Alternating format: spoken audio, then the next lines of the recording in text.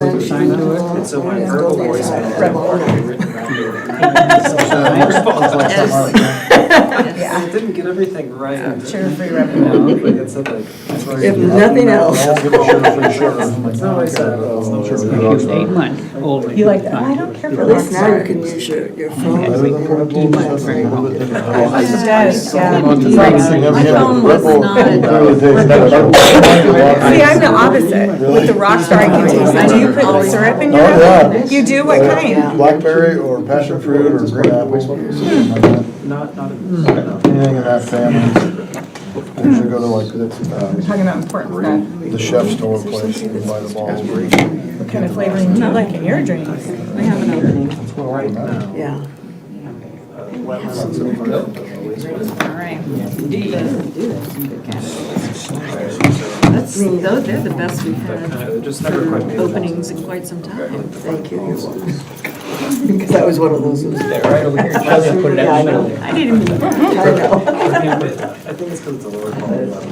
It's like the pork and beef. You have more interest. Super good candidates.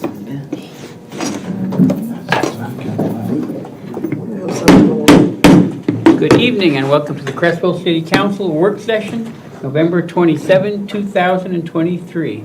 Would you please stand and join me in the Pledge of Allegiance? I pledge allegiance to the flag of the United States of America and to the republic for which it stands, one nation, under God, indivisible, with liberty and justice for all. Welcome and thank you for coming tonight to our City Council work session. We begin with the mayor's report, and we're going to talk for a few minutes about the process for appointing a new councilor and the timeline. So the application deadline ended today. As per our last work session, we set the date for today. And the applications, as you probably saw in your packet, we have 4 applicants for the one position. The position will run from the time they're sworn in, which will be the January City Council meeting, until the end of December 2024. So at the December 11th council meeting, we will go through the interview process and the selection and the appointment. They will be sworn in January 8th, 2024. So a couple of items. We have 4 applicants: Christina Allen, Kevin Prachu, Lisa Benson, and Clark Kent. And I believe their applications are all in your packets. Then we have interview questions. So these are the questions that have been approved by our attorney, Ross Williamson. I'll give you one, and we'll pass, that'll be enough. Here's a copy for you, Angela. One more copy for Manager Amber.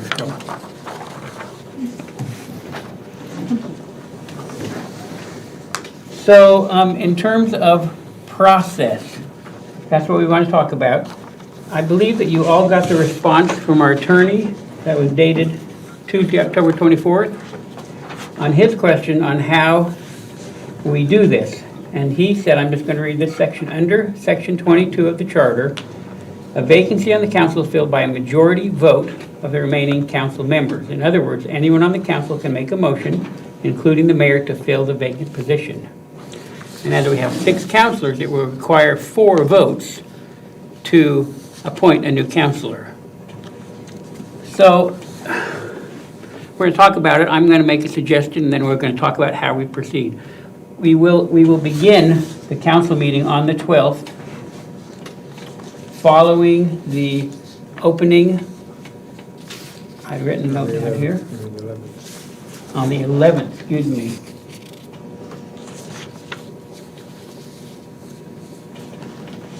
So after we have the opening Pledge of Allegiance, then we'll go right into the interview process.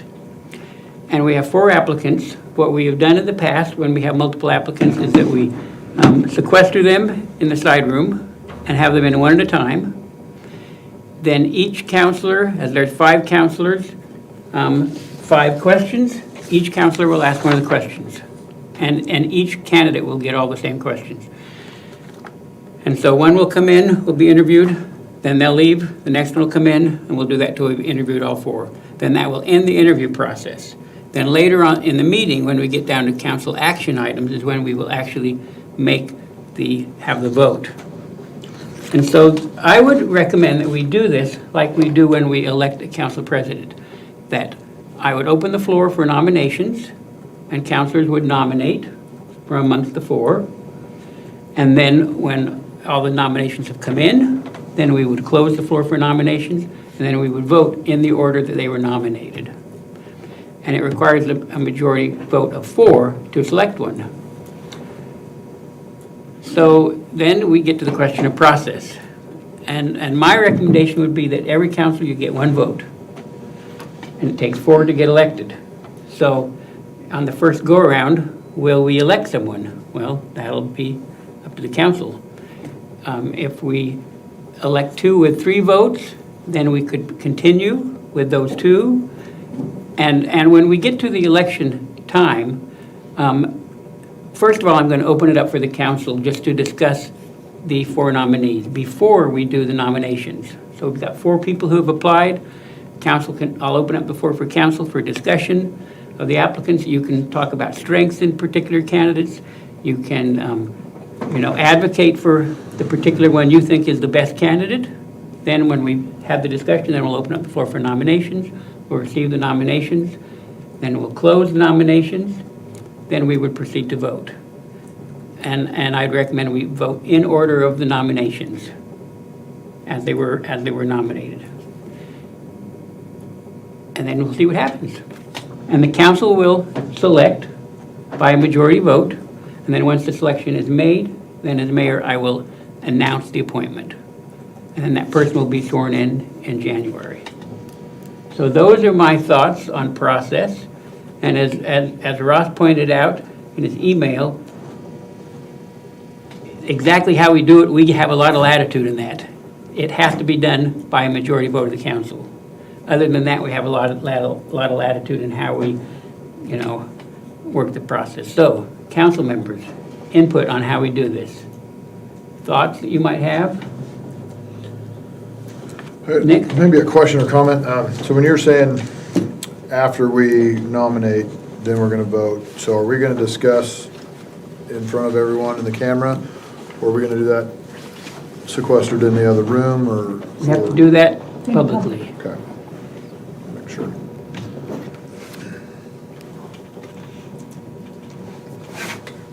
Shelley? I was going to say, I like the process that you've proposed. My only question that I would have is, if on our first round of voting, for example, maybe we have no candidates that have received 4 votes. And so in that case, since no one has received a majority vote, would we go back? Like, what would be the process? Would we need to re-nominate individuals, or would we just go back to another round of voting? Well, we could go back then to further discussion in which you're advocating for whom you think are the strongest candidates. Then we could nominate again. And at that point, of the 4, maybe 2 would get nominated, let's just say. And then we would vote again on those 2, again, in the order they were nominated. And see if we can get to 4.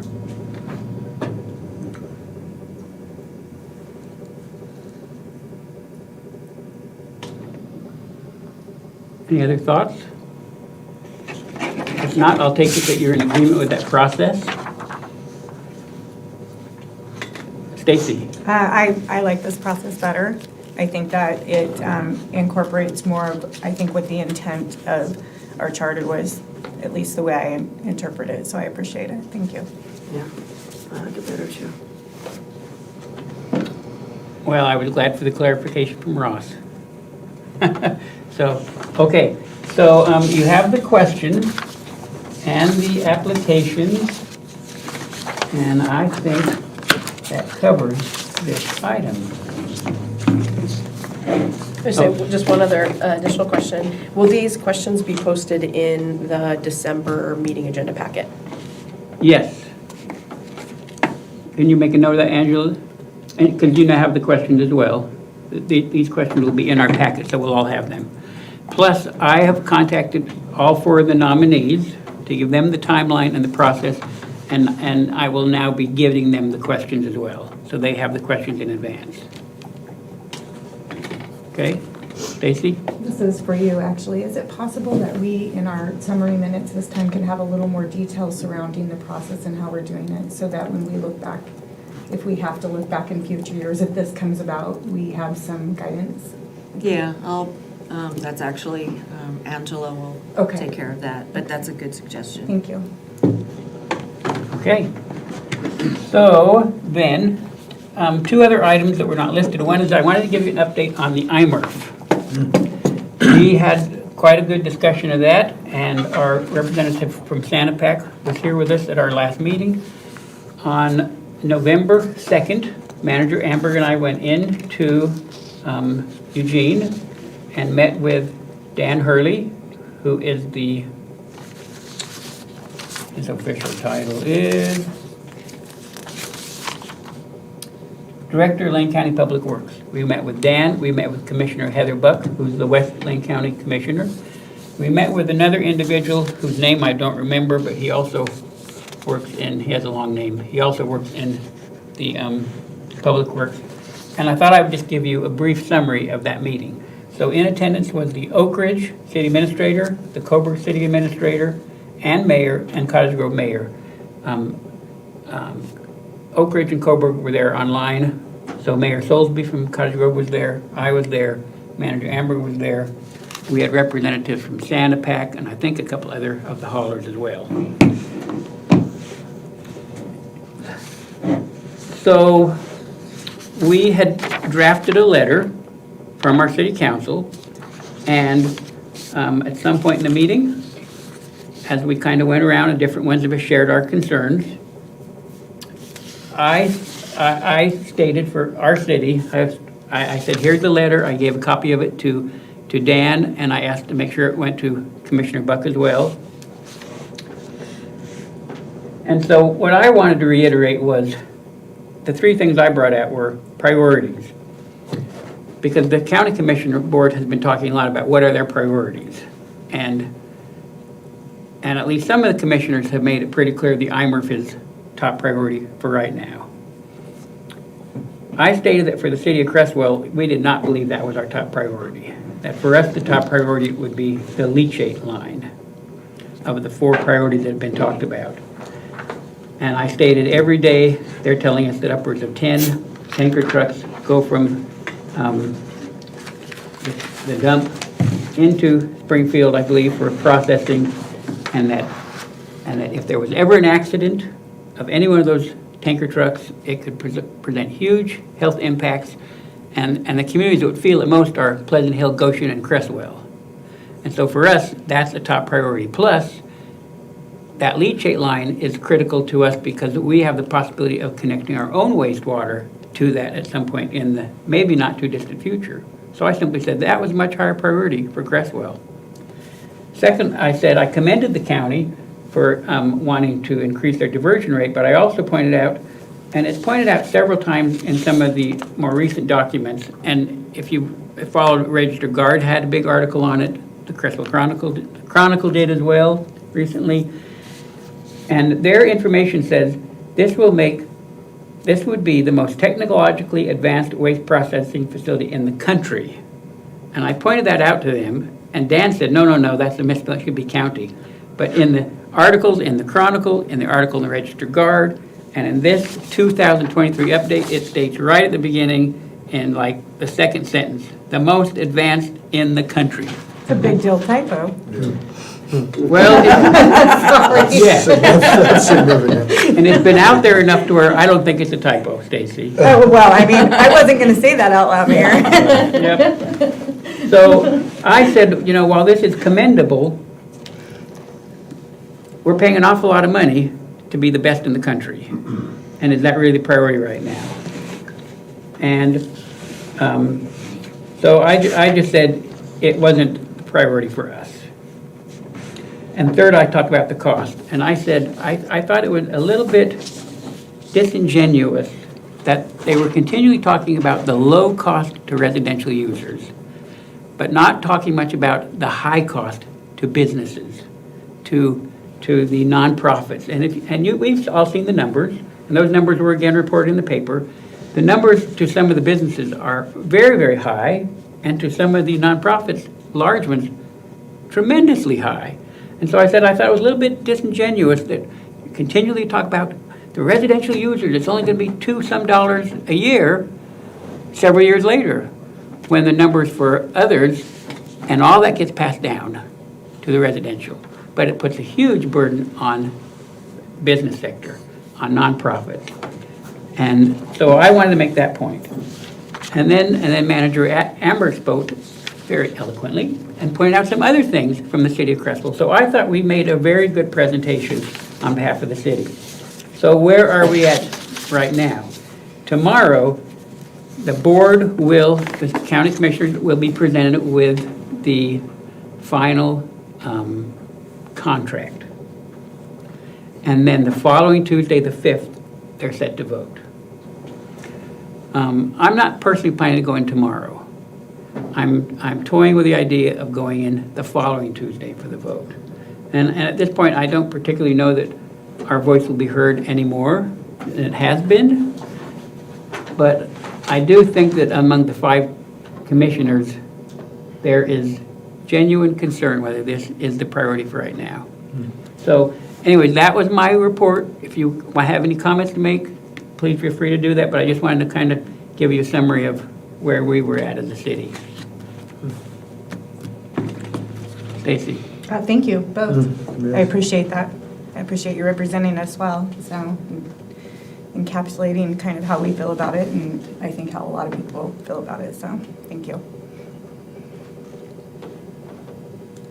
Michelle. I'm really pleased that the word is getting out to the public through the media.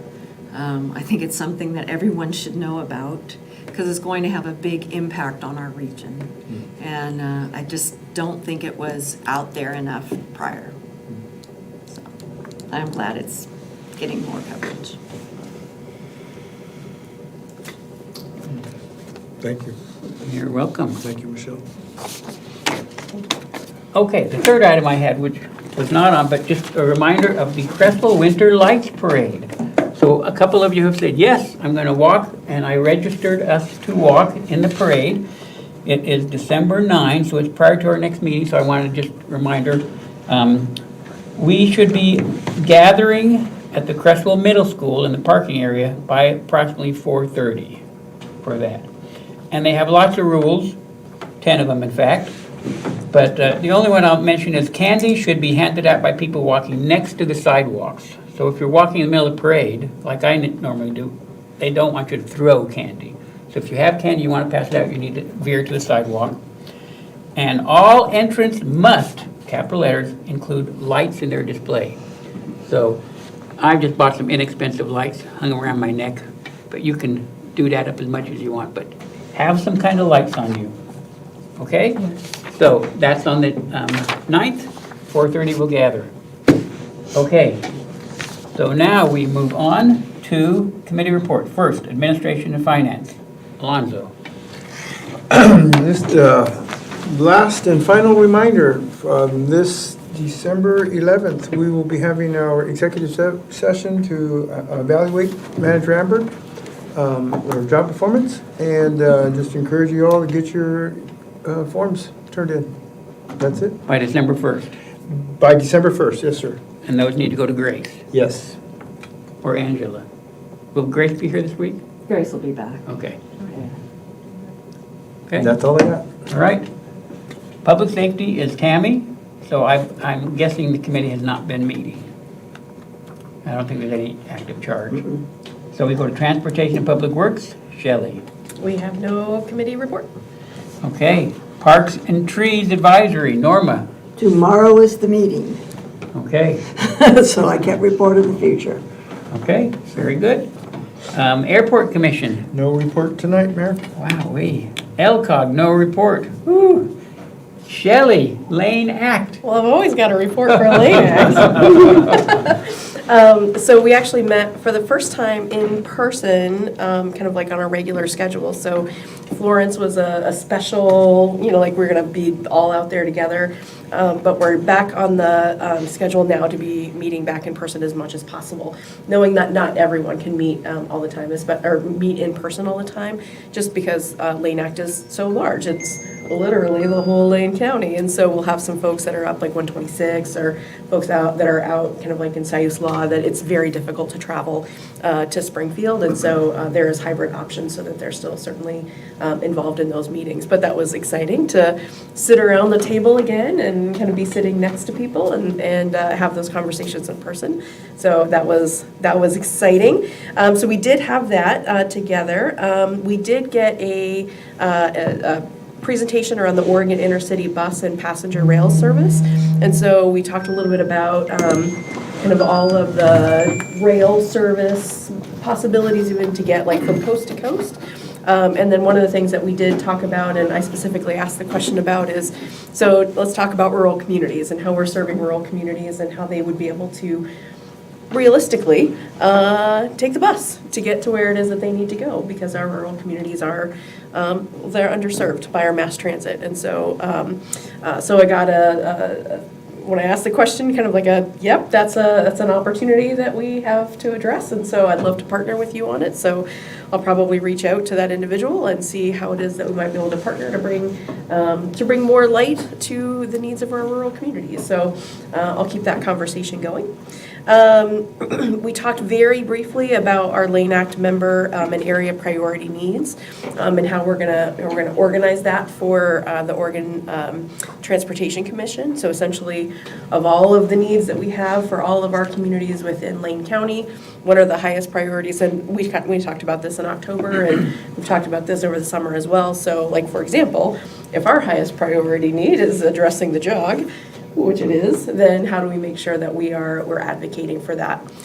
Some of the information that we got from ODOT is in the upcoming years is there's not money. There's not money to spend on things. In fact, they're looking at ways that they can continue to provide service, but also maybe work on a reduced service so that it's not as much money that they're expending. So they talked about, for example, like not de-icing the roads several days or several times during the day to go over from Eugene to Bend, for example, which, again, I've got some thoughts on that, right? I've got some safety thoughts. There may be some, fewer times that they trim trees, things like that, which, again, I've got lots of thoughts on that.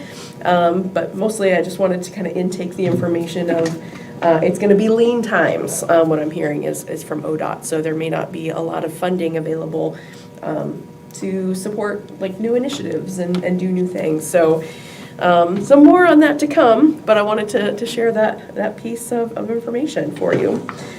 We also talked a little bit about the Lane Act 24-25 work plan, and it was a draft of that. And so we are still working on that. And so what that work plan is essentially over the course of the next year or year and a half, 2 years, kind of what is it that we want to accomplish as a Lane Act. There's lots more conversation coming on that work plan as all of the constituents come together from all over the area to kind of figure out, again, what it is that we want to accomplish. And how often do we want to meet? Do we want to meet monthly? Do we want to meet once a quarter? What is that schedule? I maintain, again, this is my own personal thoughts, but we have a full agenda every time we meet. And so I think it makes sense for us to meet regularly so that we can accomplish as much and kind of speak in as one voice as possible. Again, recognizing that we all come from different types and sizes of communities, but to be able to speak about our needs and be able to be the best advocates that we possibly can be for our communities. And then the last thing is that we talked a little bit about the Lane Act members and nominating committee for the next year. And so I will share with this group that my name was put forward as to serve as potentially as the vice chair for next year. there is gonna be some voting stuff with that too. So we're gonna see what happens, but the vote on that will officially happen in January. And I think that we'll have more discussion about candidates and whatnot when we come back together in December for our monthly meeting. And when I say like there's going to be more discussion about that is there was some disagreement from the nominating committee as to which candidates should be moved forward and how do we move. Anyway, that's kind of where the more discussion is coming up with that. So we'll see what happens. Typically, it's a fairly smooth process that whatever the nominating committee recommends is usually the decision that comes up. So we'll see what happens with that, but I may be serving as Lane Act Vice Chair for the next year. So, but we'll see what happens. And that's it for me. That's your infrastructure update. Okay. Any questions for Shelley? Did ODOT by any chance give a number as to what they're looking at cutting back? I didn't give specific numbers, but I can certainly ask that question. Sure. Just curious. Yeah. I always want us to look at, I always encourage ways to look at balancing safety with, if we have to reduce services, how do we make sure that our number one priority of safety remains our number one priority of safety? Sure, that dollar amount versus safety, I'm just curious. Yeah.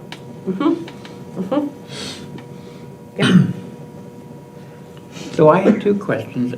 Sure. Because I know that the funds that are available are always out there a few years. You're always planning. So is there a timeline for them, they're saying, we're coming into lean times and it's going to affect the 2025 to 27 STIP? Or what are they saying? When are we going to be experiencing these? Yeah, I will ask more specific questions. My recollection from the conversation or from the meeting was that really the 25 to 27 STIP is really when that takes, I guess, is active or will be when we're in particularly lean times for ODOT. Just because they work 2 years in advance, if that is helpful, or they do biennium allocations, and so the 23 to 25 has already been allocated. So my guess is that 25 to 27. And then did they talk at all about the why? What's the cost? I Lead think times are coming in, and that's because there's not money in the budget, or they're not allocated money. I'm looking back to Manager Humble. Part of the problem is they get all these grant funds, but the money is not set aside for maintenance. So a lot of their shortcomings are the lack of funding for maintenance. And so they're having to get creative on how they maintain at the rate that they've been maintaining with less funds that we're getting from the federal government. And then still, so they're trying to figure out how do they balance it, and is there a way that they can use some of the grant funding for the maintenance? So they have a lot of work ahead of them. They're definitely have a lot of shortfall that they're trying to figure out how best to patch it until they find better ways to get funding for the maintenance. So they meaning ODOT, because it's interesting whether this is a short-term thing, they're projecting 25 to 27, or whether they're saying, transportation dollars are not going to be like they used to be, and we're looking at long-term not having those dollars. It's both, but right now they are struggling. Even this year, they're talking about limiting how much they de-ice, limiting how much they're going to be putting sand down. The road crews, they're going to be cutting hours. Yeah, they're really struggling currently, and they don't see an end right now. Manager Amber?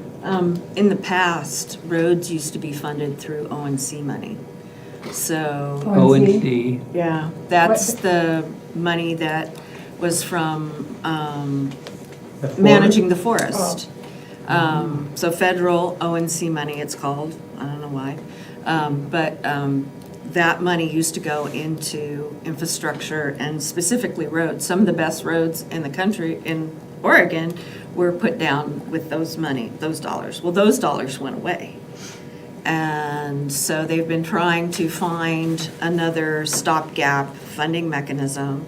And of course, that, they're relying on gasoline tax. And there has been a noticeable drop in the amount of funds that are being generated by gasoline taxes. So I think ODOT is in the position of looking at either cutting or creating a new funding stream. So that'll probably be the discussion over the next few years. Okay. Well, thank you for the report, information. Okay, so we have no presentations tonight, but we do have a discussion item presented by Curtis. This is the part 2, right, of our wetland study? Part 2. Is this guy on? Is it on? Oh, you can hear me. I do not know if it's And I think it on. has to be on in order for online to hear though, so we do need to make sure it's on. Okay. I think, okay, well, the light's red. Okay. That's good. Okay. So in front of you, I have a Goal 5 amendment, and so in land use planning. Hang on just a second, the light's red. I think the light should be green. What if there's no light? Well, I don't know. I think it's red. On mine, on the ones that I use, it's red when it's on. Yeah, when it's on, it's red. Okay. Now we're giving you the green light. All right, thank you. So yeah, in front of you, we have a Goal 5 amendment. That's what it's called, with the focus on wetlands. And so in land use planning, there's 14 goals, and this one's Goal 5. And so there's a lot of materials in front of you, a small book, if you may.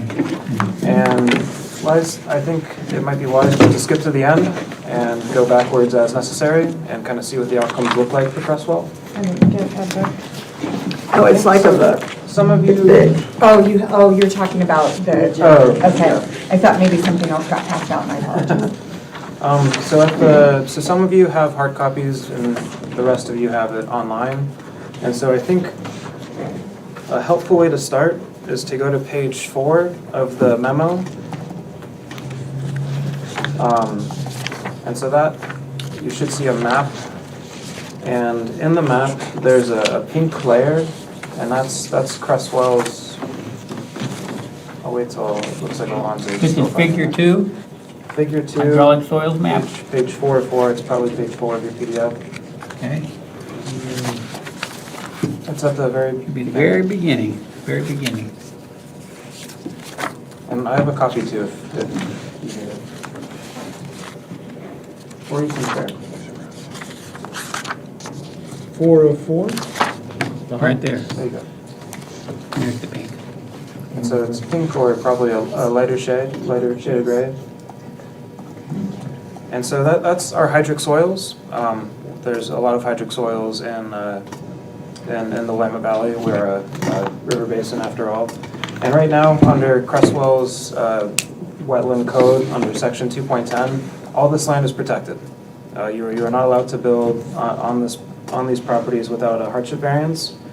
And you can see that makes up a significant amount of land, including City Hall where we're standing right now. And so that's kind of our status quo right now.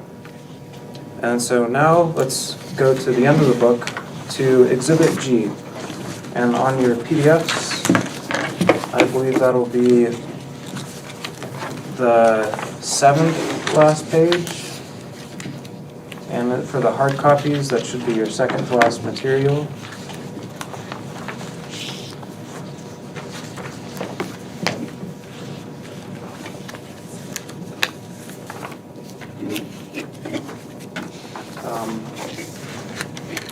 Can you scroll further? So what exhibit are you on, Shelley? Looks like F. So go to G. Or you're on E, so keep scrolling down to G. Keep going. We're going to Exhibit B. There's a menu at the left. Exhibit G is in gold. Yeah.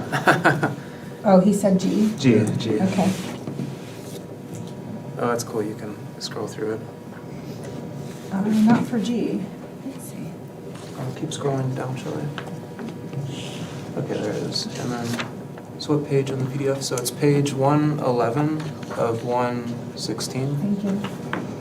And there's a little diagram of the river and typical lake. It's not relevant to what we're talking about today, but that's the page we're on. And so on this,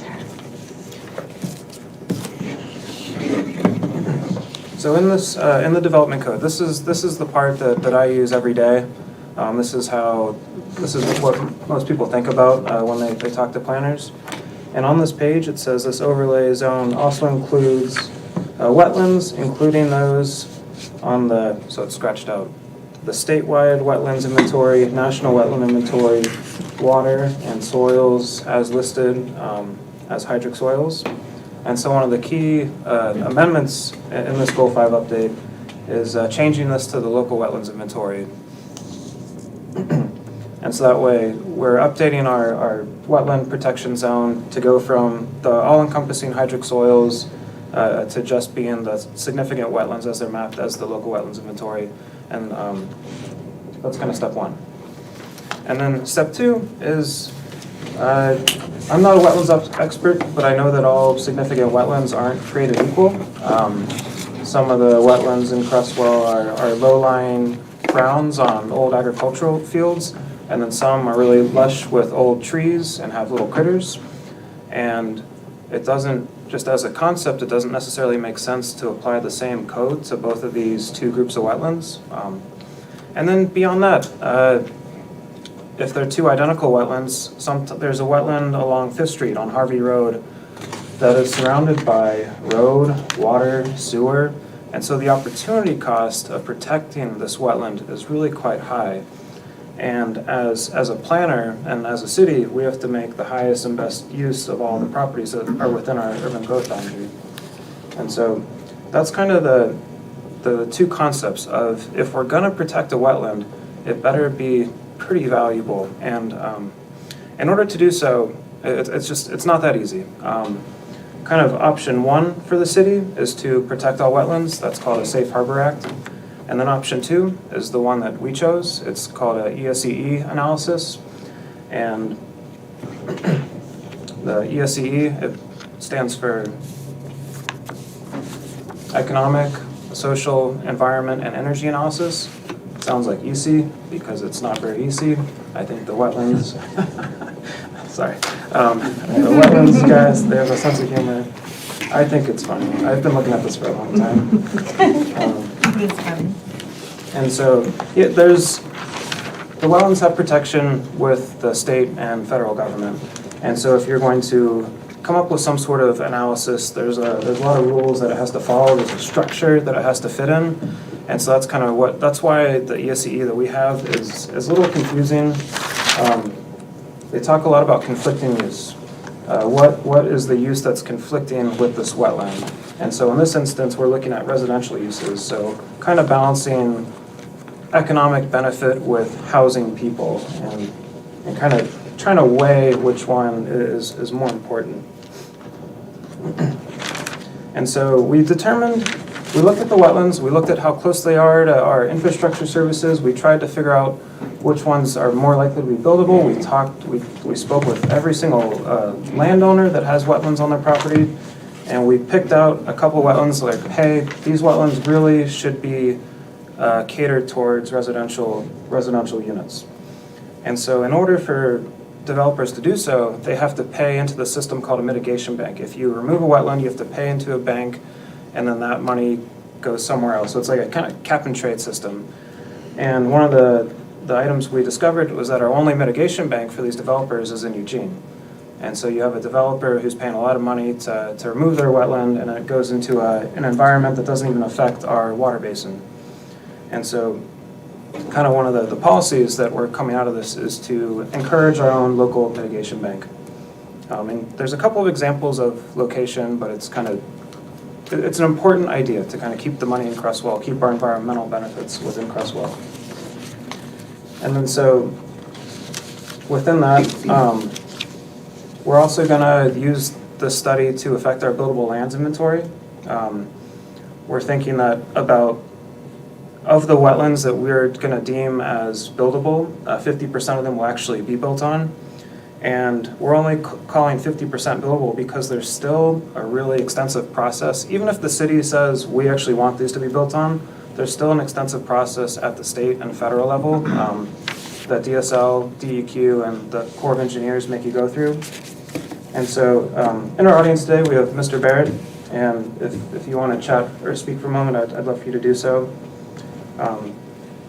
And so with the resident, we give them, so we say 50% because it's such a big process, and Mr. Barrett came with us. He actually went through the process, had the sign off from the state and federal agency, but it was actually the city's code that said, no, this is actually a protected land, you cannot build on it. And I looked through the code with Ross many times, we couldn't make it work. And yeah, Mr. Barrett, I'd love for you to share some of your process. Yeah, I'll share my experience. So Go ahead and stand up and tell us your name so our city recorder can get that Yeah. recorded. my name is Stephen Barrett. I live here in Creswell, 1040 Ruby Claire Drive. So yeah, I've been working on this for about 5 years now. When Maddie was the planner here in Creswell, I started the process. Went through everything from a preliminary approval with the city. I worked with the Department of State Lands. I've worked with Army Corps of Engineers, worked with DEQ.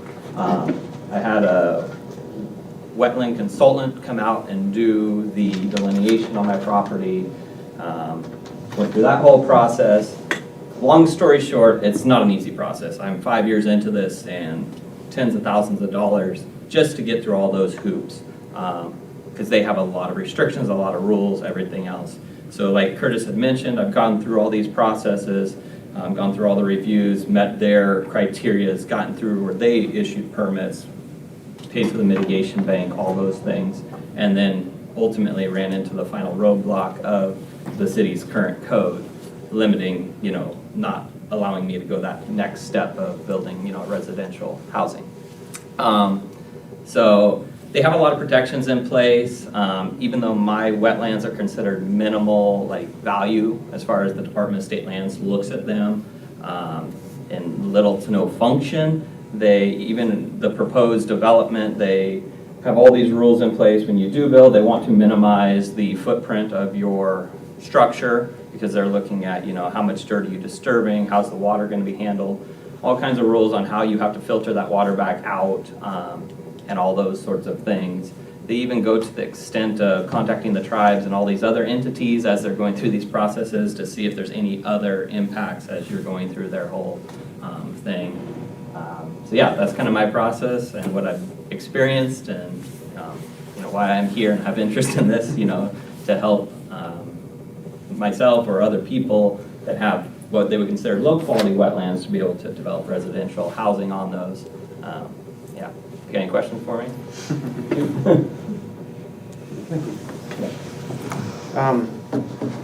And so the idea of, so we're kind of settling for Plan B with this project. Plan A was to actually produce this ESE, this wetlands analyses plan, and say, hey, state and federal partners, look at the work we've done. Can we please help our developers like Stephen have a shorter time frame and a little bit more certainty as to whether or not he'll be successful? And with our wetlands consultant, we reviewed each wetland and we looked at how likely they were to be built, and we presented it to them, said, these wetlands right here, we would like to protect. They're high value, they're 2,000 feet from a sewer main line. It's really not worth it to be given special access to these wetlands. But this wetland over here, it's surrounded by services. We would like for developers to be able to build on it. And they told us, we like your idea, but our hands are tied. It's just, our rules are strict and we can't make it work. And so that was an incredibly frustrating thing, to put it lightly, but it kind of is what it is. And we're trying to make the most of it. And so with this group of materials, there's a lot to it. And so kind of step one is to adopt the local wetlands inventory. And so that goes from our protective layer, being the hydric soils and some of the other items, to the local wetlands. And then item 2 is to adopt the ESCE, and so that actually removes some of the local protection off of what we're deeming as the not necessarily lower quality wetlands, but the opportunity cost wetlands. That's how I think of it. And then that will flow into the comprehensive plan, and that devises some goals, objectives, and policies, and then that flows into the development code. So the development code, that's Exhibit G, and that's kind of the on the ground, that's how this will affect our Creswell developers, our Creswell people. And then also, there's Exhibit H, which is part of the development code. It's a stormwater code, and there's a requirement to send a notice to DSL anytime that there's a stormwater project within a hydric soils layer. We clean that up as well. And then the other item that this does is currently any project that takes place within a wetland is reviewed under a Type 3 review. And so that means that it has to be sent out to notice, run through Planning Commission. That's our highest development code review for a physical project.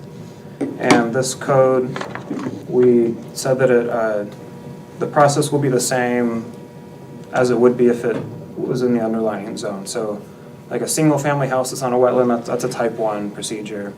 And the reason I did, one of the thought processes was behind this one was because we have our wetlands off of 5th Street, and they want to build a subdivision with probably 26 single-family lots, and the idea of going to Planning Commission 26 times with homes seemed onerous. And then also with us, we have Patrick Wingard, our DLCD representative. He was our sponsor for this project, and I'd love to give you the mic.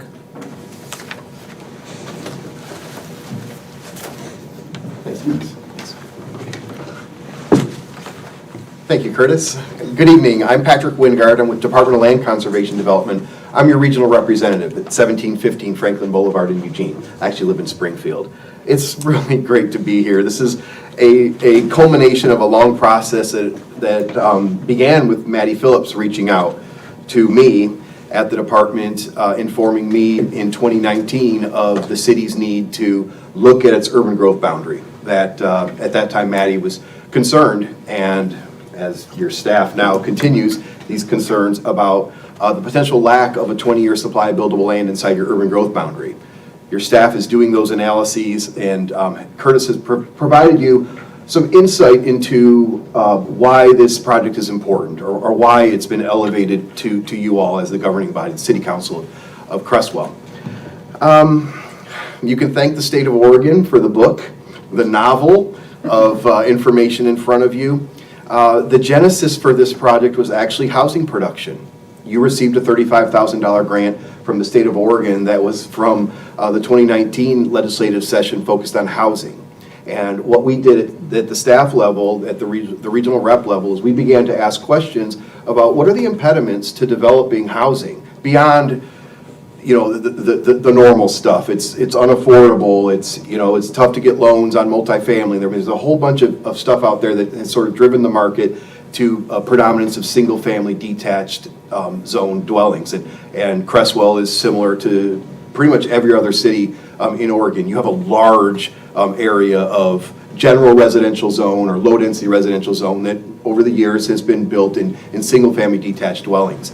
And what we learned two things. One, those are very expensive, and not all Oregonians can afford them. And two, that type of lower density development demands that people often own a car or have access to transit in order to get around, get to their work. So I want to just use Curtis's staff report that provides a summary and just provide a little bit of the state's perspective on how this project is going to advance your housing production predominantly, but Mayor Stram, you mentioned the impact to commercial development, and even though this project was focused on residential, you're absolutely right. We're in a continuum, so if it's expensive on the commercial side, we're going to see it on the residential side.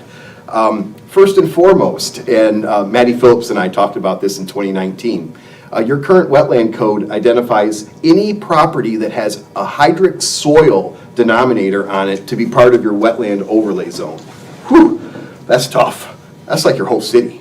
I mean, you know, we're here in the Willamette Valley, so immediately I began to work with Maddie Phillips and now with Curtis Thomas, your staff, on how do you possibly implement a code that is well beyond the state's requirements.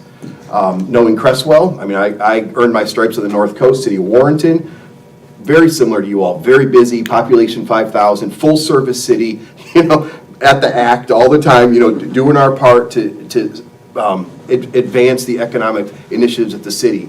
But with the competing interests and here with the focus on wetlands, you know, it's challenging to adopt or come into an environmental policy discussion if the environment is driving the conversation. Because everybody wants a clean environment. Everybody wants clean water, clean air.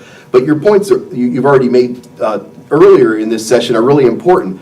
Is that the priority, or can we afford to that level? So removing the hydric soil layer reference is a huge step forward. That gives your staff and you all the ability to have an ordinance that's workable.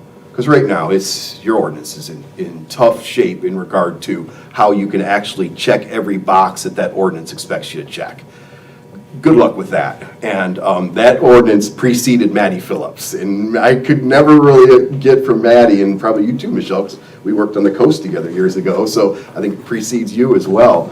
It is what it is. It's on the books, but that hydric soil reference is a tough one to interpret and implement. Distinguishing lower quality wetlands. You at the local level, and we've heard from a property owner who gets hung up on a local protection when we already have protections at wetlands at the state and federal level. So let's not make it any more difficult at the local level than it needs to be to protect the wetlands that need to be protected, you know, the ones that are part of a riparian resource, the ones that have open water. Not to say that the wetlands that have been farmed in the valley floor are not important. They are. We hear from a wetland scientist all the time, the biodiversity.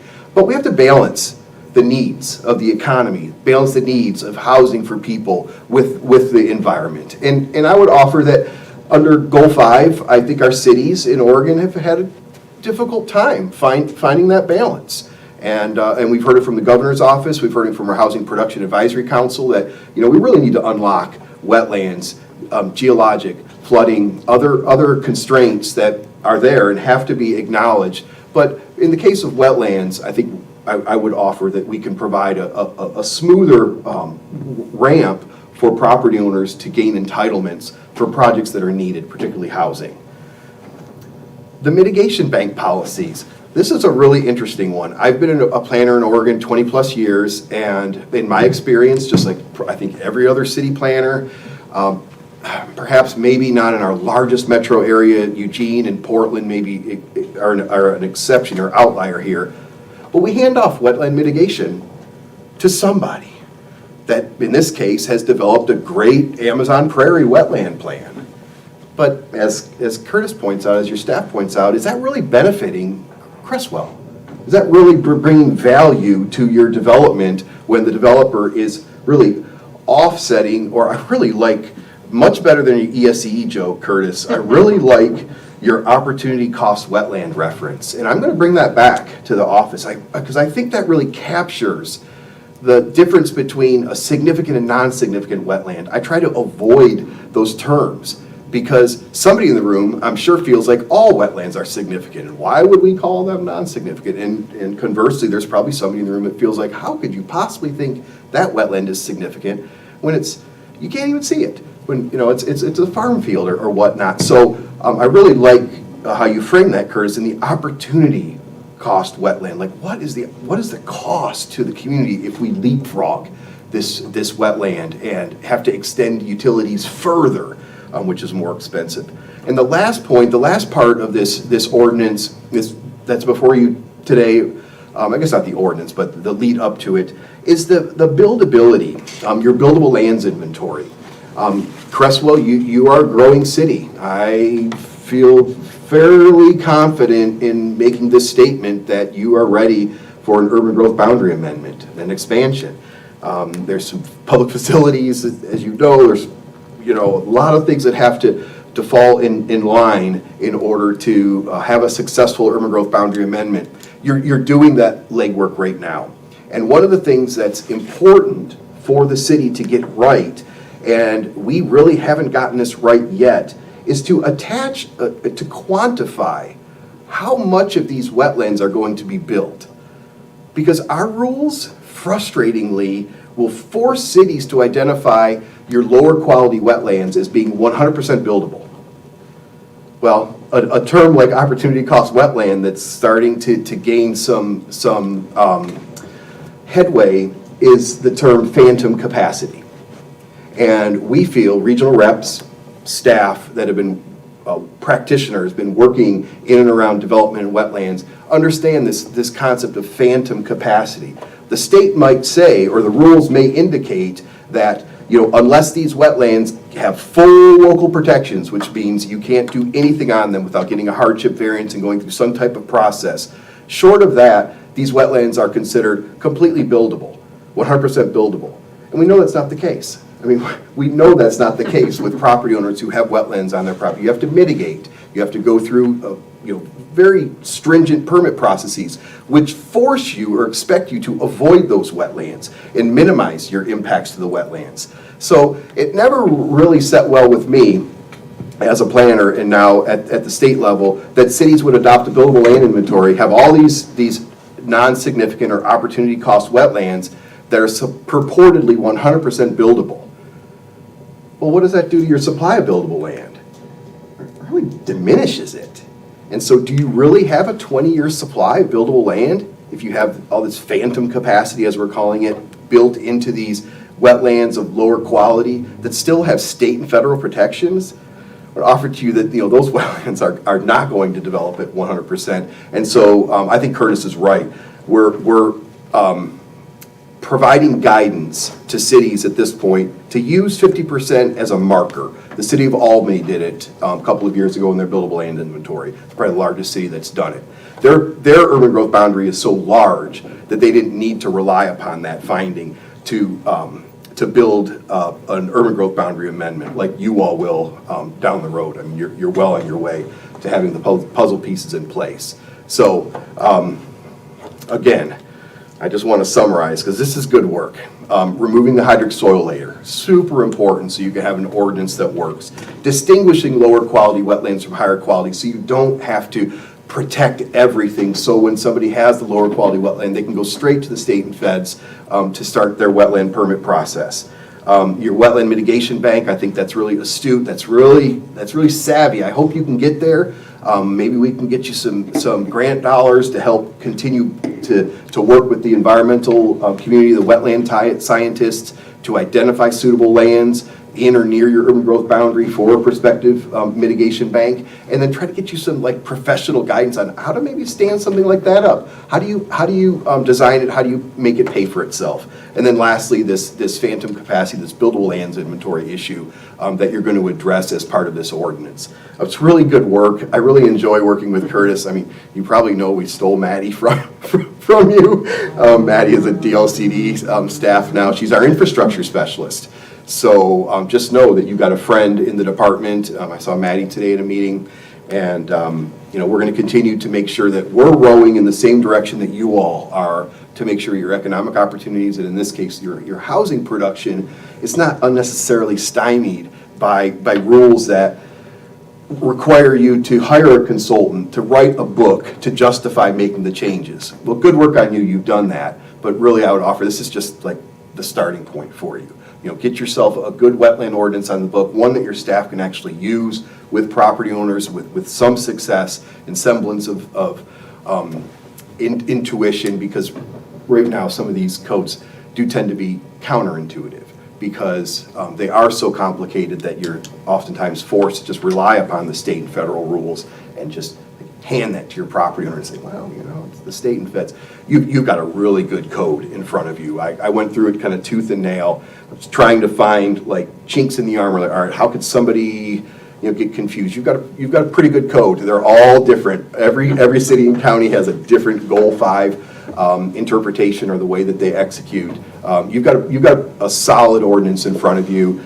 I encourage you to adopt this, as you see fit. And Curtis, Michelle, please let me know if I can come in and answer any questions or provide you any political cover you might need if you get blowback on it's a wetland ordinance. These things are not what people necessarily want to see in the newspaper, more rules.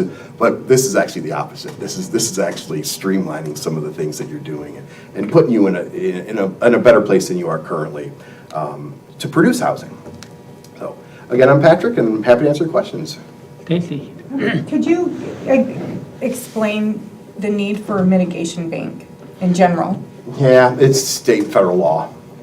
So if you're going to impact a wetland, you got to replace it somewhere. You got to mitigate for that act. So we're proposing that we impact wetlands so that then down the road we have to create a mitigation bank. Is that a correct interpretation?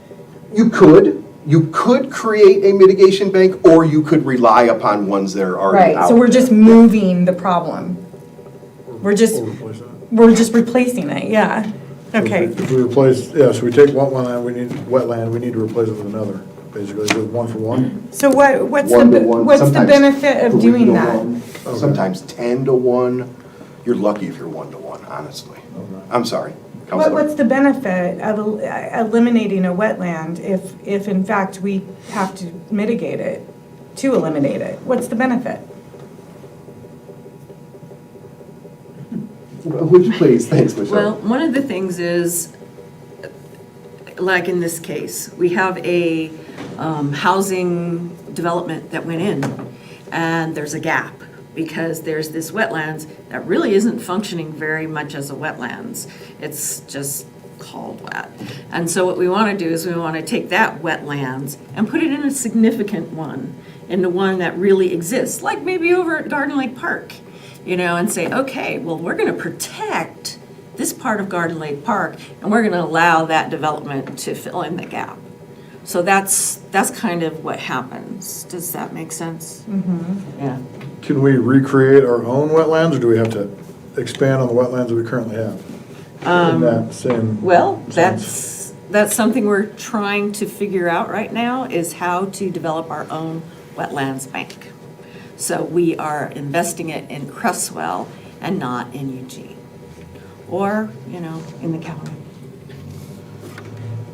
So along that line, there's 3 different wetlands banks that are proposed as possibilities, right? One up Hill Creek, one out west of town, kind of off Niblock, sort of, and then there's a third one which is out Cinderella Park. Am I right? Those are the 3 that are... Those are early ideas. Okay. All those have pros and cons. The Cinderella Park is probably not very likely, just given that that's a formal trash dump. The one Flinks Hollow is an interesting one. It's just kind of far away. There's a diversion dam that moves a lot of water into the Coast Fork and keeps it away from Hill Creek, and that's where that one is. We talked about having Garden Lake Park being a mitigation bank. The problem there is mitigation banks are a lot more efficient, so you can use a 1-to-1 ratio if you're creating a new mitigation bank, but if you're enhancing Garden Lake Park, it's like a 3-to-1 ratio or 10-to-1 ratio, depending. And so another site is kind of the confluence at the wastewater treatment plant, and that one I think is an interesting idea, just given that we have wastewater affluent issues. So maybe that can be a 2 birds with 1 stone type of project. And potentially there's some land next to the airport that the city owns that could be one. Off of Dillard Road seems like an idea as well. And there's probably other places that a specialist could help us with, but we've identified some locations. Go ahead. How much could that potentially cost us? They're very expensive to set up. And so our constituents would be paying for us. So all of this could, down the road, cost our constituents. I guess potentially. That's not the intention right now. The intention right now is to kind of focus on I'm just the thinking idea. ahead. Yeah. Yeah, we were talking today of a particular piece of property that there might be grants available for. And especially if we look at the wetlands in terms of maybe quality birding sanctuary that was a park, with trails and ADA access, there's money for that kind of thing. And that would enhance this property, it would enhance our city, and at the same time allow development to happen where, in an area that actually isn't very wet at all. So, yeah. And then, so at the level we're at today, that what you want us to approve today, is this going to impact us financially at all? Okay. So, someone who is developing property and gets approval, the developer of that property has to pay into a mitigation bank. Correct?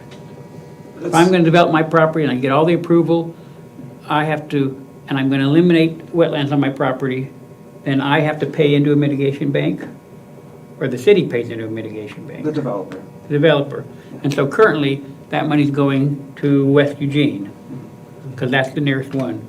So if the city were to create our own, then that money would go to the city bank, okay. And to respond to your comment earlier is like, if we're just moving the problem somewhere else, well, we're moving the problem from a pretty developable lot that's off of a public street to somewhere that's kind of far away and a parkland, and it's not as developable. Is that off knee block, the one you're kind of referring to, the one that's already out by the high school, that there's a patch of house out there, and the one that you're going further, just go further out, is that what you're referring to, basically? That one makes more sense I see what you're saying on that one. So you talked about the confluence. Are you meaning the wastewater facility and the unnamed tributary, Tamasoil Creek, that kind of thing? The famous unnamed creek. Famous unnamed? Okay. Other questions, Councilor? The way I understood it in regards to the mitigation bank, the way I understood it is the mitigation is going to take place, whether it's here or whether it's in Eugene or so forth. And the way this policy, if I understand it correctly, the best part about this policy is that it's going to keep it local, because that mitigation is going to take place one way or another. So why not keep it here around us, if I understand that correctly? Because the developer is going to pay into that mitigation bank, and without, the way the policy is now, that mitigation will take place in Eugene. Why not have it here? Because it's around very, here? very expensive to develop, which is what they were just saying. It would cost our constituents. I would hope they would vote on something like that.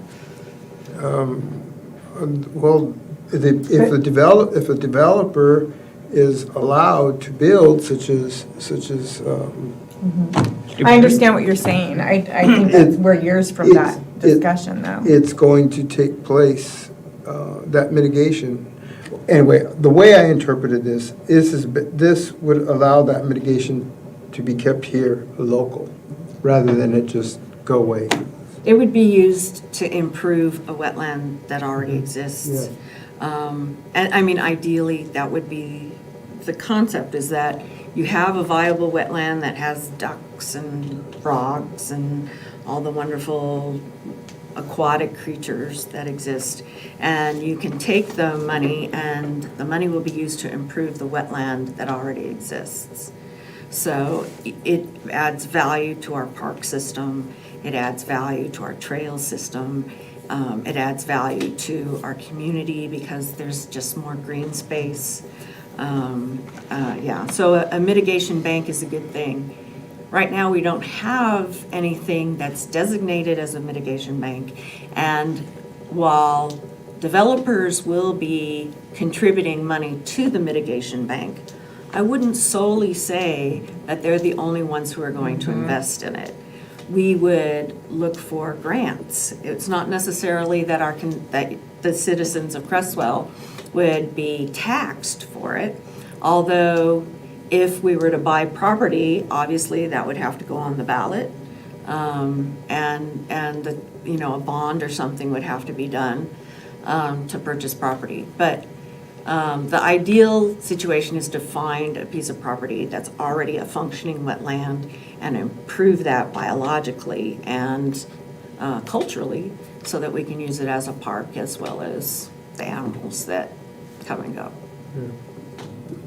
Starting a mitigation bank is no small job. No, It's very difficult. But it's important to have the policy in place in case the opportunity does present itself and there's grant funding. We can say, hey, we have this policy. This is where we check the box in your grant form.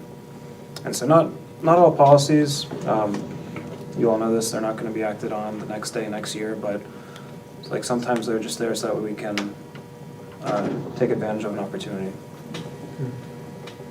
Since you have a concern about funding, a strategy might be to use some parks SDCs as match to a grant from the state. The state right now, the Parks and Recreation grants are for development of waterway parks with trails. So if we said, oh, we've got this possibility, I mean, we could go for a grant like that and use SDCs as a match. It wouldn't necessarily have to be taxes. How significant are the grants compared to what the airport's done when they, all the work that she's put in to get grants they've covered significant, if not almost all of it. Impressive. How impressive are these grants that we could potentially get? The parks grants are significant. Okay. They're not small. You have to meet, I mean, they put out a book each year of all the details you have to meet to get one of these grants. But they're not small grants, but they do require a match. Just like the airport requires a match. Okay. So, I would think, I want to make sure that Shelley has a chance and Norma to comment. In fact, do either one of you have questions or comments you would like to make right now? I guess, sorry, one of my questions actually goes back to the removal of the hydric soils layer protection. So it sounds like, and I just want to make sure that I'm understanding correctly, is that the protections that we have here in Creswell are like far and away more than, or I guess more onerous than the protections that are required by the state or the federal government. Correct. Okay. Norma Jean? I'll think about it for a little bit more. I think it's good to make the changes. We're not going to take away the protection of the significant wetlands. Those will still stay in place. We're only going to take away some of the over-protection of the poor quality wetlands. Is that kind of it? The vocabulary is a little specific. So in the local wetlands inventory, there's a few wetlands that are deemed non-significant, and then everything else is determined to be significant. And so we took this ESE approach to look at all those significant wetlands and see like kind of where the opportunity cost was too high to protect those wetlands. Okay.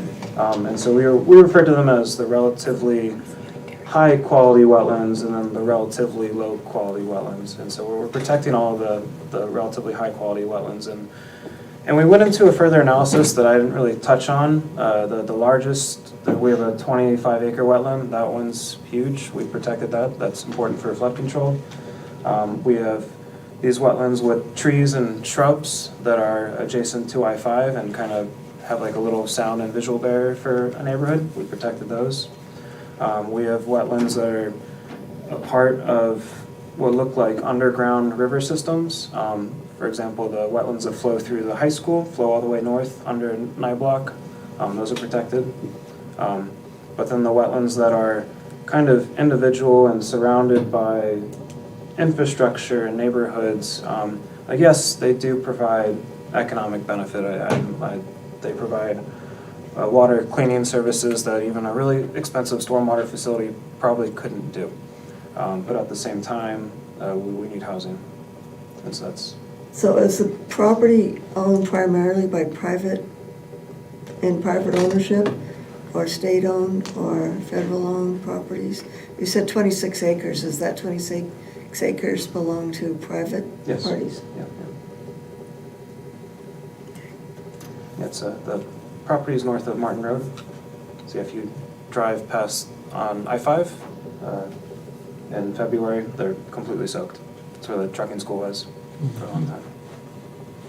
So the comment I was going to make, and then Stacy, kind of a clarification. If we establish a policy that allows us to create our own mitigation bank, then that becomes a policy that doesn't require us to do so, but keeps the door open somewhere down the road that staff could investigate it, could seek grants, loans, and then like with the airport, all those things come to the city council for approval.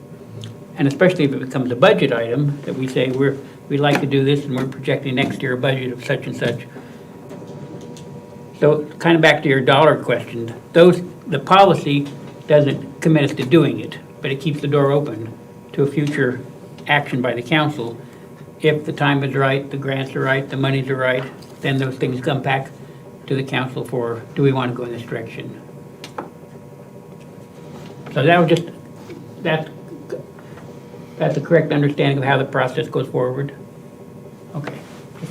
Stacy? I think one of the comments that was made earlier was that we don't have to be so stringent, or at least what I got out of the comments were, we don't have to be so stringent because the federal and state level are already being pretty stringent. But is that necessarily true? Like, are we sure they're doing their job? I mean, I feel like there was a property in town that removed a whole bunch of trees from a wetland and nobody did anything. So, you know, how do we make sure they're doing their job? That's a great question. So usually DSL will know of a project one of two ways. And maybe Patrick can elaborate on this too. One is if they present a land use application and I have to review it, I'm required by our code to send a notice to DSL. And then, so for the instance of the tree removal off of Emerald Parkway, that never had a land use application. I wasn't formally told. And so for that instance, DSL would know if, in the city eventually, we did contact DSL. We said, hey, there's some illegal action going on in the wetland. This is what's going on. So either that could happen or a neighbor could file a complaint to DSL. The city, we're not the wetlands police. We're trying to avoid the wetlands police coming, and we're trying to give our residents best practices how to do so. But at the same time, when there's a clear violation, we have to let people know, let DSL know. Okay. Patrick, you have it's kind of a tough one. Yeah, Counselor, I mean, you raise a really good point about vegetation removal as a part of a construct of a wetland protection code. Replaced with rocks, I saw them. It probably is more of a local issue than a state or federal issue, to be frank. Okay, well, that's interesting because I think that when we've asked about it before, we've been told the opposite of that. Department of State Lands they definitely have an enforcement arm, no doubt about that, and the Corps of Engineers does too. We talked about this a little bit. Curtis reached out to me on this one, so I have a little bit of familiarity. My comment to Curtis was, good luck trying to protect vegetation at the local level, because all a property owner has to do is claim that that tree is a danger to themselves or their property, and they can cut it down.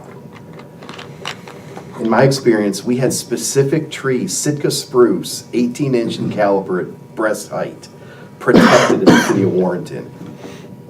I saw multiple giant Sitka spruce come down in wetlands because the property owners felt like they were a danger to them and their family members. It's tough. There's probably in this wetland conversation nothing harder to find a solution that makes sense as to how to regulate trees. You really have to be an Arbor Day community and have a tree protection ordinance in place to do it. But if you don't already have one in place. We are. Well, I'm not suggesting that we regulate trees. It's just, I thought that we regulated development in wetland areas, which is what I think is happening in this particular property. So, you know, I guess the reason I'm bringing this up is perhaps if we're going to have a policy or an ordinance surrounding wetlands, perhaps we should be discussing having some sort of thing in process where we can say, hey, you're supposed to come to us for a permit and we're going to fine you because you didn't. Because I think that that's a big deal, what happened there. It wasn't one tree. It was devastating. I mean, it was front page Daily Historian, Warrenton wetland removed, illegally, and in the end, it was lawful because Well, I'm the just, owner wrote us a you know. letter saying, hey, these trees are gonna fall on me, and it's tough. I can see don't get me wrong, I'm asking a lot of hard questions, but I can see the importance of the ordinance that's before us. I want to know all the moving parts and how it's going to affect us down the road. And yes, I do ask about money now, because that's how my brain thinks, so. And those, Counselor, are amazingly, important questions. Your point about the cost of a mitigation bank is supremely important. And I might offer to you, Curtis and Michelle, staff, just consider a feasibility study. Like if your current policy construct is maybe too forward in boy, this is really marching us down this road, we're not really sure, and your constituents are seeing, millions of dollars on the Amazon prairie to develop these. You may pivot off of, I just might suggest you use a feasibility study. The city will consider a feasibility study to look at the cost, and because really the outcome for the city to develop a wetland mitigation bank would be to save property owners and developers money, and not only save them money but save them time, which we've always heard, from a developer, anybody trying to do anything with their property with a loan, time is money. But it is one of those deals where you have to go slow to go fast, right? It's a very slow uptake, and it is very costly, but ultimately, the goal, and I appreciate, Curtis, you taking this on. You don't have to do anything with wetland mitigation banks. I really appreciate that your staff has brought this to you, because I feel like this is a gap. One of the reasons that housing is so expensive and one of the reasons that housing is so delayed in wetlands is because we have to rely upon the state and federal government to tell us where to mitigate these impacts. And that puts that process into a national permit or a general permit, whereas if you can get into the individual permits, which the state and federal regulators, what I've learned through this process has been eye-opening to me, that there's not a lot of, I think, confidence at the state and federal level that individuals are capable of designing and determining and accounting for their own mitigation strategies. And I disagree with that. I think we have talent in our development community that, if given the ability through the local code and the state and federal government can acknowledge where the role of individual permits might help to expedite housing production, that would be a huge win for us. So just the fact that you all are deliberating on this wetland mitigation policy is important. For me, it allows me to have conversations. Hey, Creswell's looking at this. Other places are looking at this now as a potential gap or a way to close the gap on housing production. How can we build more houses and not have all these external costs? So I appreciate you at least considering it, because you're not wrong. These are expensive, they're complicated, but I think that's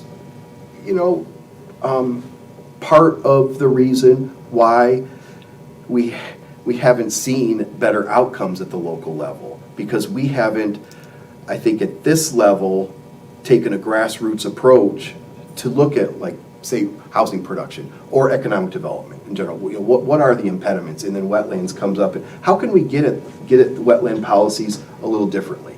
And this would be one way to get at them differently, to say, hey, maybe we want to do some mitigation. Maybe we want to empower property owners in Creswell to do their own mitigation on site.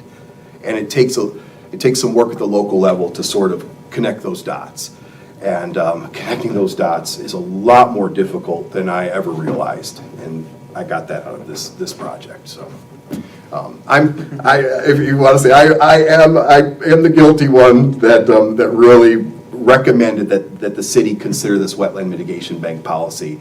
But Counselor, everything that you said it rings true. This is not easy. Your constituents have every right to be concerned about, any wetland ordinance, any new rules, any additional barrier that might be brought up. But ironically, this project was driven by the need to break down barriers to housing production. So I feel good about where you're at. I feel that I'm not being disingenuous when I tell you that you've got a good ordinance in front of you, and it's going to improve the quality of outcomes for your development community. I mean, not as much as we would like, because we still have state and federal oversight, but there's some things going on at both of those levels too that, stay tuned. We may see some conversations at the federal level due to a Supreme Court case that recently was Sackett. It's the Sackett U.S. Supreme Court case that has to do with the definition of wetlands. It's in Idaho, but it's been a kind of an eye-opener for wetland policy and regulators. But sorry, I'm taking too much time. I'm sorry, Mayor. Stacy, do you have another I have a question? question, I think, for Michelle. If you were to, how would you compare how much wetlands are holding development up versus how much our own problems with our sewer system are holding us up? Like, what is the bigger impact on us being able to build? Or are they equal? Well, they're both impediments. Both. So, if we didn't have a sewer problem, we'd have a wetlands problem. We've run into this, particularly in the wetlands that Curtis was talking about for industrial development at the north end of town. Those properties have significant wetlands on them, and yet they want to put in some industrial type buildings. So those are really restricted.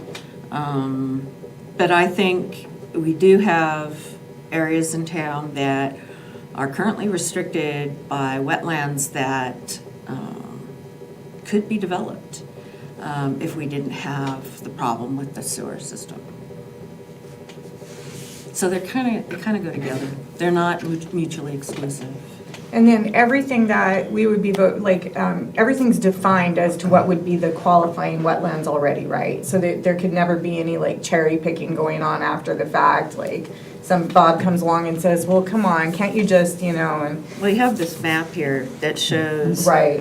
where the significant wetlands are, and so those are delineated, so those are on record. Okay. So I want to kind of see if I can wrap this up and where we're going, see if we can draw this to a conclusion.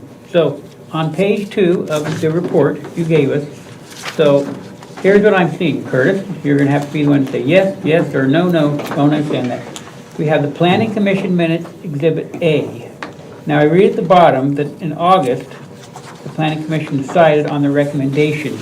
But as I looked through here, I didn't actually see the recommendation.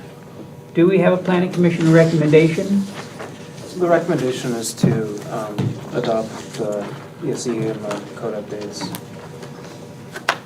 So Within the are we minutes- supposed to have a recommendation from them that's signed and dated by the chair of the Planning Commission? Because I was looking for that, and I saw in the first one that you gave us a month ago, there was a spot for a signature by, I think it's Commissioner Lanstra, but it wasn't signed or dated. Yeah, that was on the first one you gave us, page 4, a month ago. On the current one, I didn't see that. So if this is a recommendation that we're supposed to act on, I was wondering whether that needed to be included in the packet. I think you're right. I think there should be a line, I think it usually goes in the staff report with the signature from Jessica, the planning chair. So on the new one you gave us, page 4, at the bottom talks about the recommendation and possible actions.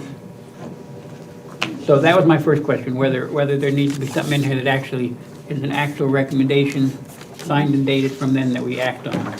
And then would we simply be accepting the recommendation? In terms of a formal council action, we would simply be accepting or acknowledging that we've got the recommendation? You'd be adopting the plans. So yeah, you'd be agreeing with the, Well, we'd accept the recommendation, Yeah, then we yeah. move on to what the recommendation actually was, correct. which Yeah, is the I next think page. So then on the next page, we have the staff report findings of fact, and that's something that we have to approve. Is that the correct? We approve findings of fact? Correct. And then we have the ESEE analysis, and then we're asked to adopt that. Yeah, I believe, maybe Michelle will have to help me with the exact terminology, but I think it's adopt the local wetlands inventory, adopt the ESEE. And then amend, the next two are the comprehensive plan amendments and the development code amendments. So there would be two amendments that we'd be acting on. One adoption, and that's the one that was initially done in 2013 and never adopted by the council. Correct. So we have unfinished business from 10 years ago. And then the other one would be the ESEE that we would adopt. Or you would adopt it as an attachment, I'm not sure, I have to look at that. Okay. So is the hope that at the December council meeting, 2 weeks, the entire packet would be, and so then at that point we'd have a vote for an amendment, a vote for another amendment, a vote for an adoption, and then whatever else you come up with. Is that the hope? Yeah. That in 2 weeks, we'd be ready to address these as council action items? Is that correct? So then the question to the council is, do we feel sufficiently appraised tonight that at the December 11th meeting, we're ready to look at these as action items? We're just going to go around, let me know, yes, I'm ready to put these on the agenda for action items, or no, I need another work session. Yes, I'm ready. I'm ready. I'm ready. I'm ready. Okay, so we're unanimous. Thank you. So then, my last question would be, is there anything in all of this that you want to raise a question about or need any further information on so that we're ready to do it in 2 weeks? So we're just going to take a minute, because there was a lot you had to read through, and I know I read through a lot. Anything in here that we need further clarification on before we get it in 2 weeks? I don't know that I don't know that I need clarification on this, but I think it would be compelling for me, as I understand everything, is there a way for us to, and this is going back to the Wetlands Mitigation Bank, is there a way for us to be able to understand how much money left Creswell and went to Eugene over the course of the last 10 years to benefit their mitigation bank that they already have? My sense is not a lot, because not a lot of people want to take on a project when there's a wetland on the property. Mm-hmm. So as far as I know, any wetland fill that's happened in Creswell may have happened illegally. But Mr. Baird, that's the only project that I know of. There's been a couple of attempts, but they haven't gone through. Mm-hmm. Okay. Thank you. And then maybe not so much a clarification question, but I believe on page 26 of the packet, it's the Planning Commission meetings. It says that they recommended that to approve the City Council to request amend the Creswell Comprehensive Plan and Creswell Development Code related to the statewide 5 goal wetlands. So I think that there's information in there about what the plan. Yeah, I saw both of those as well, and on the back, on page 505, the attachments, and I believe that's what they were recommending for us to adopt. That's the way I understood it. Mm-hmm. Yeah, and I know I put this version of the draft version of the minutes in it because the signed version is scanned and it's more difficult to read. Mm-hmm. But I'll make sure that everything's the final materials for the next round. Thank you, yeah, thanks. Any other information you need before we put it to Curtis to have this all ready for us in 2 weeks? Okay, if not, then I think we're on to the next item on our agenda, which is adjournment.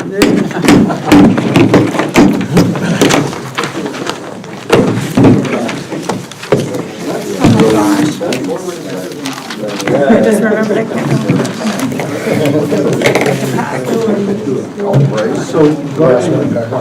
Not usually. I was down. Oh, I Yes, usually there's Oh, we like traveled all spots. over the place, but, wetlands, I wanted to let you know that, you know, this is by no means original. just like,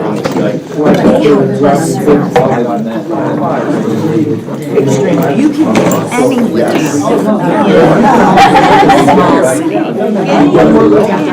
Small city, anywhere in the country, like completely. And they're nice buses, they're motor trucks. You know, we always hear about Europe and their system, you know, their trains and everything, there's a lot of I was having trouble with my computer, so I emailed you. I don't know if I saw I'll look for it again, You should but have it. my password wasn't working on my computer, but it works on my phone. You should have it, PDFs. I'm gonna double check tomorrow, well, tomorrow I dynamite shot, so I'll be gone all day, but Wednesday I'll check again and see if it's. If I do a search, and I'll do a search, and, You can't get the. We got the email from Michelle, the email from Greg.